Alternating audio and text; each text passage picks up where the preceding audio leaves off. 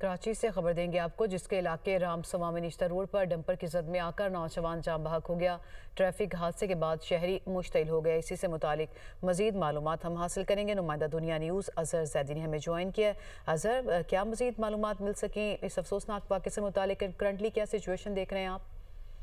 जी बिल्कुल, अब से कुछ देर कबल जो है रामस्वामी के इलाके नश्तर रोड पर तेज रफ्तार डंपर ने नौजवान को कुचल दिया, जिसके बाद जो है हादसे के बाद आवाम जो है काफी ज्यादा मुश्तिल हो गई। मुश्तिल हुजूम ने डंपर के शीशे तोड़ दिए और डंपर को नजरे आतिश कर दिया, जबकि पुलिस का बताना है कि मुतफी की लाश को अस्पताल मुंतकिल कर दिया गया, ताहम शनाख्त जो है नहीं हो सकी है मुतफी की।